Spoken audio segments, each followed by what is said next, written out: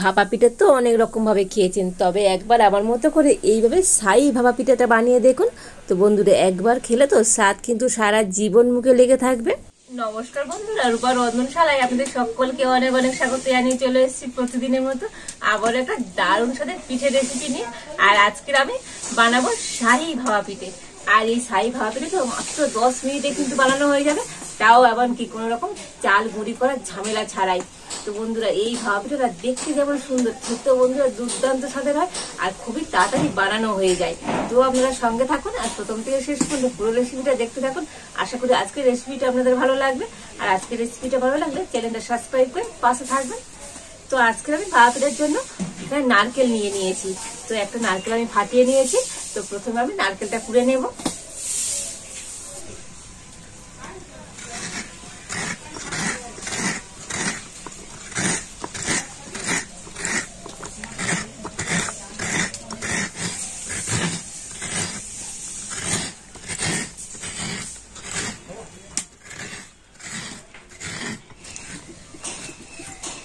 তো নারকেলটা আমি কুড়িয়ে নিয়েছি। আর আজকের আমি ভাপা পিঠাটা সুজি দিয়ে বানাবো। তো কোনো রকম কিন্তু চালের গুঁড়ি করার ঝামেলা থাকবে না। তো সেই জন্য এখানে আমি নিয়ে নিয়েছি 1 বাটি সুজি। আর এই সুজিটা এখন একটা জায়গাতে করে আমি নিয়ে নেব।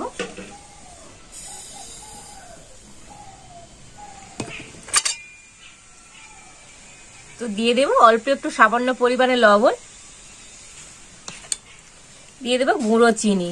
তো চিনিটা এখানে আমি গুঁড়ো করে নিয়েছি, তো আপনারা গোটা চিনিও দিতে পারেন। তো আমি 2 চামচ চিনি গুঁড়ো দিয়ে দিচ্ছি। আর এবার দেখুন, এখানে আমি নিয়েছি দুধ। তো এটা কিন্তু গরুর দুধ, আমি আগে থেকে একটু জাল দিয়ে ফুটিয়ে নিয়েছিলাম। আর দুধটা কিন্তু ঠান্ডা হয়ে যায়নি, গরম আছে, মানে উষ্ণ গরম আছে। সেই উষ্ণ গরম দুধ দিয়ে এবার আমি ব্যাটারটা গুলে নেব। তো যে বাটি মাপ করে আমি সুজি নিয়েছিলাম, তো সেই বাটির মাপ করে আমি 1 বাটি গরম দুধ দিয়ে দিচ্ছি।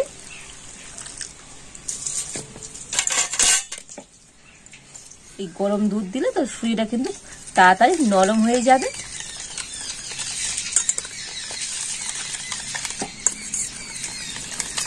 আর সবকিছু কিন্তু ভালো করে একটা ব্লেন্ডার দিয়ে আমি মিশিয়ে নিচ্ছি।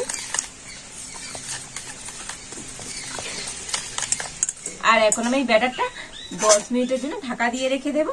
এতে করে সুজিটা ফুলে যাবে আর অনেকটা নরমও হয়ে যাবে। তো 10 মিনিট পর আমি ব্যাটারটা থেকে ঢাকা খুলে নেব। আর দেখুন ব্যাটারটা কতটা শুকনো হয়ে গিয়েছে, মানে তো সুজিটা দুধ কিন্তু টেনে নিয়েছে আর সুজিটা কিন্তু অনেকটা ফুলেও গিয়েছে। তো আর একটু দুধ আমি দিয়ে দেব।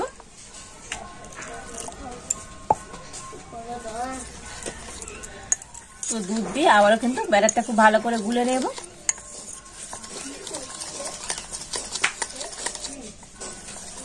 তো দেখুন, দুধ দিয়ে কিন্তু ব্যাটারটা আবারও আমি খুব ভালো করে গুলে নিয়েছি। আর এবারে আমি দিয়ে দেব বেকিং পাউডার, তবে এটা বেকিং সোডা নয়, বেকিং পাউডার। তো এই চামচের আমি 1/2 চামচ বেকিং পাউডার দিয়ে দিচ্ছি। আর বেকিং পাউডারের উপরে আমি অল্প একটু দুধ দিয়ে দিচ্ছি। দিয়ে আবারও কিন্তু খুব ভালো করে মিশিয়ে নেব।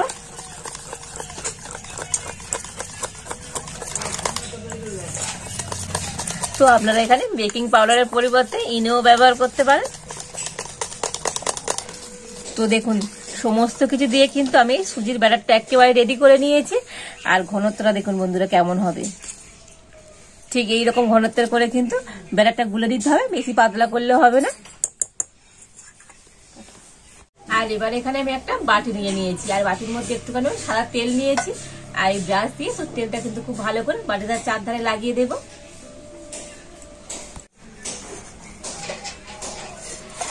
তো বাটিটার চারিধারে কিন্তু এইভাবে খুব ভালো করে লাগিয়ে দিতে হবে।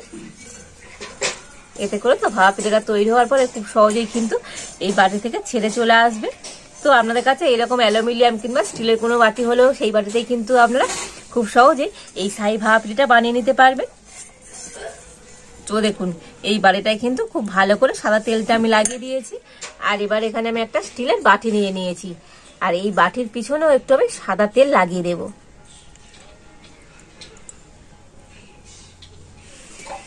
তো দেখুন, স্টিলের বাটিটারও চারিধারে কিন্তু সাদা তেলটা খুব ভালো করে লাগিয়ে দিয়েছি। আর এই বাটিটা এখন এই বাটির মাঝ বরাবর আমি উগুর করে দেব। তো বন্ধুরা আজকের আমি এই সাই ভাপা পিঠাটা একটুখানি অন্যরকম ভাবে বানাবো, সেই জন্য এইভাবে করে দিয়েছি।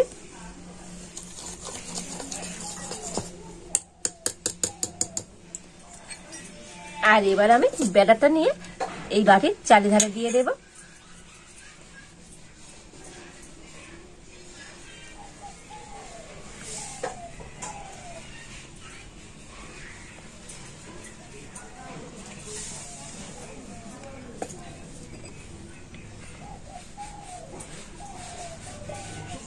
তো দেখুন ব্যাটারটা কিন্তু এইভাবে করে দিয়েছি, আর একটু আমি হালকা করে এবার ঠুকে নেব, এতে করে ব্যাটারটা কিন্তু খুব ভালোভাবে সেট হয়ে যাবে।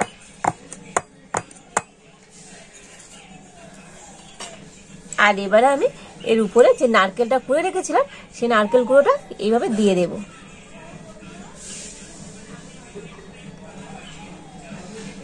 তো একটু বেশি করে নারকেল কুড়ো দিয়ে দিচ্ছি, এতে করে এই ভাপা পিঠাটা খেতে বন্ধুরা ভালো লাগবে।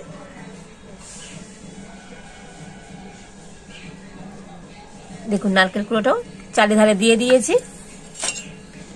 আর এবার দিয়ে দেব গুড়। তো আমি এখানে খেজুর গুড় নিয়েছি, দিয়ে দিচ্ছি।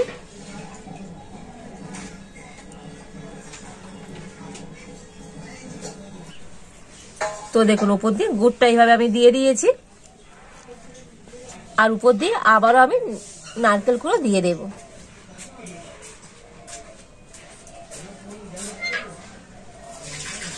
তো দেখুন উপর দিয়ে আবারও ভালো করে আমি নারকেল কুড়ো দিয়ে দিয়েছি,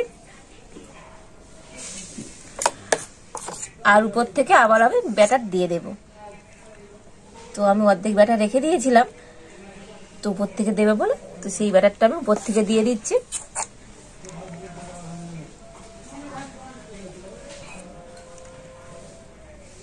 তো একটা ছোট চামচ দিয়ে এইভাবে আমি ধারগুলো দিয়ে দেব।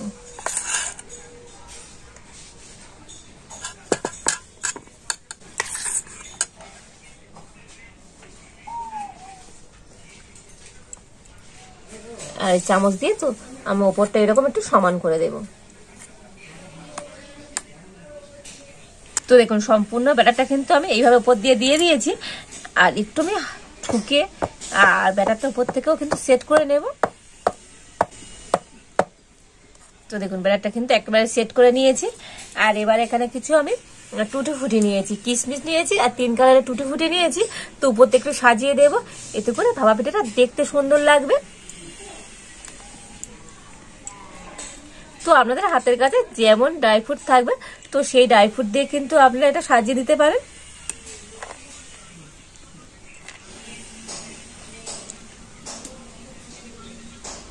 আর এইভাবে টুটি ফুটি দিয়ে আমি ভাপা পিঠার উপরটা কিন্তু খুব সুন্দর করে সাজিয়ে দিচ্ছি। তো দেখুন উপরে টুটি ফুটি দিয়ে খুব সুন্দর করে পিঠাটা আমি সাজিয়ে নিয়েছি, আর এখনই কত সুন্দর দেখতে লাগছে দেখুন বন্ধুরা। আর এদিকে আমি আগের থেকে কড়াতে একটু জল গরম হতে বসিয়ে দিয়েছিলাম, আর জলের উপরেও কিন্তু একটা খাবারের একটা স্ট্যান্ড বসিয়ে দিয়েছি, আর জলটা খুব ভালো মতো গরম হয়ে গিয়েছে। আর এখন আমি এই ব্যাটার শুধু বাটিটা নিয়ে আর স্ট্যান্ডের উপরে বসিয়ে দেব।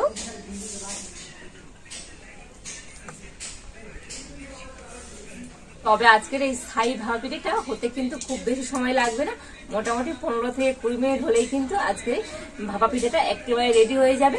তো 15-20 মিনিট পরে আপনাদের দেখাবো আজকের এই স্থায়ী ভাপা পিঠাটা কেমন হয়েছে। তো 15 মিনিট পর কিন্তু আমি ঢাকা খুলে দেখে নেব।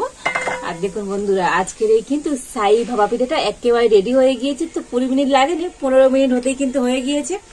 আর এবার আমি একটা কাঠি নিয়েছি, আর কাঠি দিয়ে গেতে দেখে নেব আজকের এই ভাপা পিঠাটা ঠিকঠাক রেডি হলো কিনা। তো দেখুন কাঠির গায়ে কিন্তু একটু ব্যাটার লেগে যায়নি, মানে আজকের এই ভাপা পিঠাটা একেবারে রেডি। আর এখন আমি নামিয়ে নেব। আর এই ভাপা পিঠাটা তো এখন কিন্তু গরম আছে, তো এখন এই বাটি থেকে উঠবে না, তো আমি একটু ঠান্ডা করে নেব, তারপর আমি বাটি থেকে তুলে নেব। তো দেখুন ভাপা পিঠাটা তো আমি এরকম 15 মিনিট রেখেছিলাম, আর এখন কিন্তু ঠান্ডা হয়ে গিয়েছে। আর এই ছুরি দিয়ে তো ধারগুলো কিন্তু আমি একটু ছাড়িয়ে দিয়েছিলাম আগেও, তো আরো একবার এইভাবে ছাড়িয়ে দিচ্ছি। তো ধারগুলো কিন্তু এইভাবে একটু ছাড়িয়ে দিতে হবে, তবে কিন্তু ভাপা পিঠাটা খুব সুন্দরভাবে উঠে আসবে। আর এই বাটির গায়েরটাও কিন্তু একটু আমি এইরকম ছুরি দিয়ে ছাড়িয়ে দেব।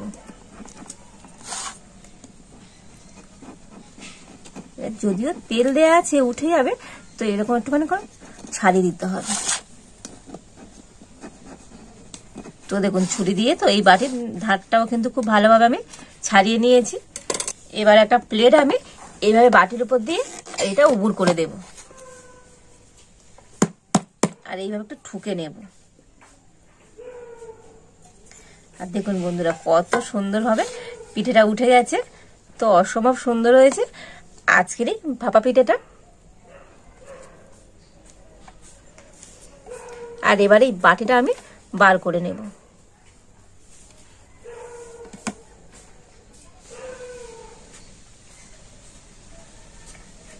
তো দেখুন এইভাবে উপর থেকে বাটিটাও খুব সুন্দরভাবে তুলে নিয়েছি।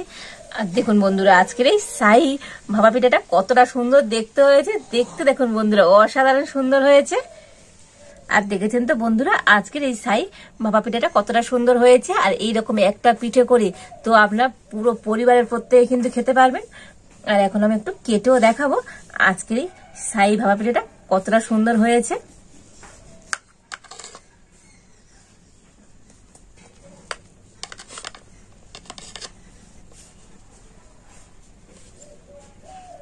দেখুন বন্ধুরা কত দুর্দান্ত হয়েছে আজকের এই ভাপা পিঠেটা। আর ভিতরে দেখুন, ভিতরে যে পুরটা দিয়েছিলাম তো কতটা সুন্দর হয়েছে, দারুণ লোভনীয় হয়েছে কিন্তু আজকের এই ভাপা পিঠেটা। যেমন হয়েছে নরম তুলতুলে, তেমন হয়েছে জালিদার, কত সুন্দর হয়েছে দেখুন। তো অসম্ভব সুন্দর হয়েছে আজকের এই ভাপা পিঠেটা। তো বাড়িতে যদি আপনারা এইভাবে ভাপা পিঠে বানান তো কেমন হয়েছে অবশ্যই কিন্তু কমেন্ট করে জানাবেন। আর আজকের আমার এই পিঠের রেসিপি যদি আপনাদের ভালো লাগে তাহলে লাইক করে দেবেন, আর সবার সাথে প্রচুর প্রচুর করে শেয়ার করবেন। আজ এই পর্যন্ত, আপনারা ভালো থাকুন, সুস্থ থাকুন, দেখা হচ্ছে নতুন কোন একটা রেসিপি নিয়ে।